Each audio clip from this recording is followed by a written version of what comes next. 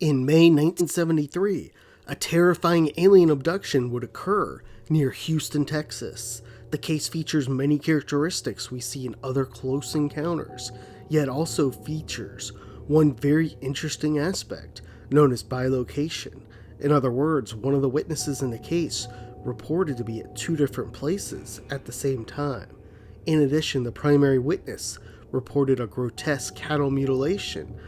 Despite the case appearing very typical and credible, some have critiqued it as it relies heavily on hypnotic regression. In this episode, we will dive into this frightening story from the Lone Star State, a case that has come to be known as the 1973 Doraty Abduction. Sometime in late May 1973, just outside Houston, Texas, 5 Texans would have an incredible close encounter.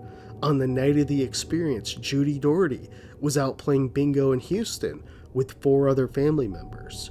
Judy and her family lived in nearby Texas City, which is around 45 minutes away from Houston, and had driven in for the game. Around 9 p.m., after having a fun-filled evening, Judy and her family would depart from bingo and began driving back toward their homes. Judy was with her sister and brother-in-law, her daughter Cindy, her mother Catherine, and also her sister-in-law. That night, Judy planned on dropping off her sister and brother-in-law in Alto Loma and then heading back to Texas City. The trip wouldn't be as routine as they had hoped, though. That night, as the group was driving home, they would spot something they would never forget. Judy's mother Catherine would first spot it. It was a bright white light up in the sky. Soon the whole group would see the light, and it became brighter and brighter until eventually Judy and the group decided to pull over and see what it was. This might have been a critical mistake that changed their lives forever.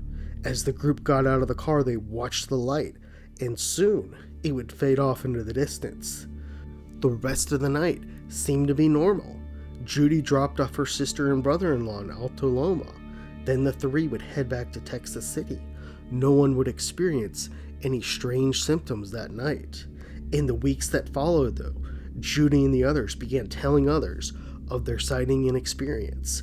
However, like we see all too often with these cases, the group was ridiculed for the story. As a result, they stopped talking about the event and tried to move on with their lives. However, this was easier said than done. For the next few years, Judy would begin to experience horrific headaches and adverse health effects. She started to see a variety of doctors, but none were able to help her, and most scoffed at the idea her headaches were the result of her seeing the UFO that night. During this time, her husband was overseas fighting in the Vietnam War, but soon would return home. Once he did, Judy was living in Arizona and became aware of a UFO group called the Aerial Phenomenon Research Organization, or the APRO. APRO was a UFO research group started in January 1952 by Jim and Coral Lorenzen and lasted until 1988. Judy would call the group to discuss her sighting. The next day, a man named Mr. Doraty and his wife and another woman named Rose Tennant, who was a doctor with experience in hypnosis, would visit Judy to discuss the incident. Tennant regressed her, helping her to recall a few details. Interestingly, the group would discover a formula the beings apparently gave Judy, which would relieve the headaches. According to the story, Judy used the formula and was able to significantly reduce her migraine headaches. At some point after this, Judy would be contacted by renowned ufologist and hypnotist Dr. Leo Sprinkle. Leo Sprinkle was a veteran UFO researcher. He had tons of experience with the UFO phenomenon, investigating cases such as the 1967 Herbert Schirmer case, an incident we covered on this channel. In time, he would research the 1976 Stanford abductions, one of Kentucky's most famous UFO cases. After speaking with Judy, Sprinkle suspected an alien abduction had occurred and that she had repressed memories. As such, Sprinkle suggested more hypnosis, which she thought would uncover the memories and hopefully help heal the trauma. Under hypnosis, it would be discovered that during the night the group saw the craft. As it was driving down the street, they would see something else. That evening, Judy recalled the group saw a cow lifted off the ground by the UFO. The cow was in a beam of light and was trying to get free but couldn't. Judy and her family stepped out of the car, and them, along with 12 others, would watch the craft. Something strange would happen during this time. Judy was somehow transported up to the craft, yet her body remained down at the car.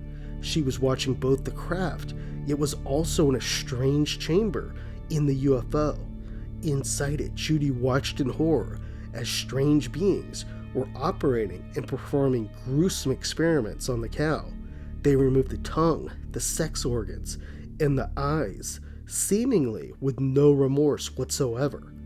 While she watched, Judy would recall she was with two beings at the time. The aliens described were typical grays, around 4 feet tall, with oval-shaped and black eyes and gray skin. During this time, Judy would spot her daughter on a metal operating table. She pleaded for the beings to release her, but the Greys ignored her. Through all the hypnosis sessions, Judy didn't discover any memories of her being experimented on, nor did it appear any other family members or witnesses that night were abducted as well. What can we make of the Doraty abduction? The case is surely an interesting one. Judy experienced things that many others report in these cases. The group saw a bright white light on the road. Also, Judy reported seeing typical gray aliens. In addition to this, she reported seeing cattle mutilations and a cow being taken. This is an interesting detail. Today, with the popularity of shows like Skinwalker Ranch and other UFO programs, it's pretty well known that these strange cattle mutilations are happening. However, back when Judy's event happened, the stories around cattle mutilations weren't so widespread. Probably the most interesting aspect of the case is Judy reporting her body staying on the ground, but her consciousness being up in the craft. There's been other cases where individuals have reported having a close encounter with ETs and being in two places at once. Many believe these beings are capable of manipulating or stopping times in ways we can't even begin to understand. As mentioned, Judy stated only her daughter was experimented on. With all we know about close encounters and abductions, though, there's good reason to believe more could have happened to the group and also the other people who witnessed the craft that night. Still, critics point out that the case has many flaws. First, it relies heavily on hypnotic regression. Regression has been shown to sometimes produce false memories, and perhaps this occurred in this case. The details of the abduction were produced entirely from hypnotic regression. Another criticism is around Judy's daughter. It's not known whether Judy's daughter recalled the experience on the craft. Based on the reports, she was aware of the UFO that night, but wasn't questioned by any of the investigators about the abduction, as there doesn't appear to be any notes around her in the case files. In addition to this, some questions remain in the case. For example, what was the magic formula the beings gave Judy to relieve her migraine headaches? Perhaps some of the information is out there and we missed it. In sum, the Doraty abduction seems to have many solid elements, although it doesn't appear to be as credible as other alien abductions we have looked into.